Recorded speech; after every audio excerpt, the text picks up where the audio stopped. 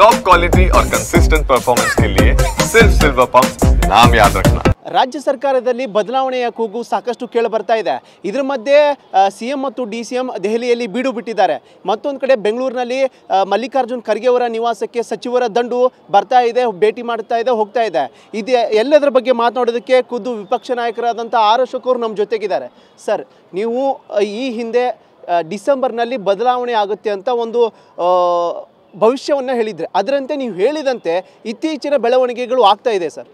ಪಕ್ಕಾ ಬೆಳವಣಿಗೆಗಳು. ರಾಜಣ್ಣನೂ ಹೇಳಿದ್ದಾರೆ, ಮಂತ್ರಿ ಪ್ರಳಯ ಆಗ ಹೋಗ್ತೈತೆ ನವಂಬರ್ ಡಿಸೆಂಬರಲ್ಲಂತೆ. ಈಗ ಶುರುವಾಗಿದೆ, ಪ್ರಳಯ ಆಗೋಕ್ಕೆ ಶುರುವಾಗಿದೆ. ಒಂದು ಕಡೆ ಡಿ ಕೆ ಶಿವಕುಮಾರ್ ಅವರು ಮುಖ್ಯಮಂತ್ರಿ ಆಗಬೇಕು ಅಂತ ಒಪ್ಪಂದದ ಪ್ರಕಾರ 2.5 ವರ್ಷ. ಈಗ ಹೊಸ ಸ್ಟೈಲು ಸಿದ್ದರಾಮಯ್ಯನವರು ನಾನು ಬಿಟ್ಕೊಡಲ್ಲ ಅಂತ ಶುರು ಮಾಡಿದ್ದಾರೆ. ಅಂದರೆ ಸಂಘರ್ಷ ಶುರುವಾಗಿದೆ. ಅದು ಡೆಲ್ಲಿ ಮಟ್ಟದಲ್ಲಿ ಹೋಗಿ ಭಾಳ ವಿಪರೀತಕ್ಕೆ ಹೋಗಿದೆ.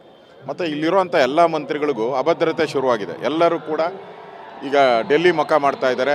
ಮುಂದಿನ ಒಂದು ಕ್ಯಾಬಿನೆಟಲ್ಲಿ ನಮ್ಮ ಸ್ಥಾನನ ಉಳಿಸ್ಕೊಬೇಕು ಅಂತ ಕೆಲವರು, ಮತ್ತು ಕೆಲವರು ಹೊಸದಾಗಿ ನಾವು ಮಂತ್ರಿಗಳಾಗಬೇಕು ಪೆಂಡಿಂಗ್ ಇರೋರು ಅಂತೇಳಿ ಅವರು ಎಲ್ಲರೂ ಕೂಡ ಕಪ್ಪ ಕಾಣಿಕೆಯನ್ನು ತಗೊಂಡೋಗಿ ಡೆಲ್ಲಿಗೆ ಕಾಂಗ್ರೆಸ್ ಪಾರ್ಟಿಗೆ ಕೊಡೋಕ್ಕೆ ಎಲ್ಲ ರೆಡಿ ಮಾಡ್ಕೊತಾ ಇದ್ದಾರೆ. ಒಟ್ಟಿನಲ್ಲಿ ಕರ್ನಾಟಕದಲ್ಲಿ ಇವತ್ತು ಏನೂ ಇಲ್ಲ, ಎಲ್ಲ ಡೆಲ್ಲಿಗೆ ಶಿಫ್ಟ್ ಔಟ್ ಇದೆ. ಒಟ್ಟಿನಾಗ ಬದಲಾವಣೆ 100ಕ್ಕೆ 100% ಶತಸಿದ್ಧ. ಸರ್, ಇನ್ನೊಂದು ಕಡೆ ಈ ಬದಲಾವಣೆ ಚರ್ಚೆ ಮಧ್ಯೆ ಡಿ.ಸಿ.ಎಂ ಡಿ ಕೆ ಶಿವಕುಮಾರ್ ಪರವಾಗಿ ಕೆಲ ಶಾಸಕರು ಅವರೇ ಸಿ ಎಂ ಆಗ್ತಾರೆ ಅಂತಾರೆ. ಇಲ್ಲ, ಅವ್ರು ಸಿ ಎಂ ಆಗಲ್ಲ, ಇವರೇ ಸಿ ಎಂ ಆಗಿ ಮುಂದುವರಿತಾರೆ ಅಂತ ಸಿ ಎಂ ಸಿದ್ದರಾಮಯ್ಯ ಪರವಾಗಿ ಆಪ್ತ ಸಚಿವರು ಹೇಳ್ತಾ ಇದ್ರು. ಇದ್ರ ಮಧ್ಯೆ ಡಿ.ಸಿ.ಎಂ ಅವರು ಮತ್ತು ಸಿ ಎಂ ಅವರು ಒಟ್ಟಿಗೆ ದೆಹಲಿ ಪ್ರಯಾಣ ಮಾಡಿದ್ದಾರೆ. ಇತ್ತ ಸುರ್ಜೇವಾಲಾ ಬಂದು ಶಾಸಕರ ಬಳಿ ಅಹವಾಲು ಸಲಹೆ ಇದು ಎಲ್ಲ ಪಡೆದಿದ್ದಾರೆ. ಇದರದ್ದೆಲ್ಲವನ್ನು ನೋಡ್ತಾ ಇದ್ರೆ ನೀವು ಹೇಳಿರೋ ಭವಿಷ್ಯ ಎಲ್ಲೋ ನಿಜವಾಗ್ತಿದೆಯಾ ಅನಿಸ್ತಿದೆಯಾ ನಿಮಗೆ? ಎಲ್ಲೋ ನಿಜ ಅಲ್ಲ, 100% ನಿಜ ಆಗ್ತೈತೆ. ಗ್ಯಾರಂಟಿ ನಿಜ ಆಗ್ತೈತೆ. ಮುಖ್ಯಮಂತ್ರಿಯ ಬದಲಾವಣೆ ಆಗ್ತದೆ. ಯಾರು ಮುಖ್ಯಮಂತ್ರಿ ಆಗ್ತಾರೆ ಅನ್ನೋದು ಅದು ಕಾಂಗ್ರೆಸ್ ಪಾರ್ಟಿಯ ಅವರೇ MLAಗೆ ಸೇರಿದ್ದು ಅಥವಾ ಕೇಂದ್ರದ ಕಾಂಗ್ರೆಸ್ ಪಾರ್ಟಿ ಅವ್ರು ಒಪ್ಪಂದ ಆಗಿರೋದಂತೂ ನಿಜ.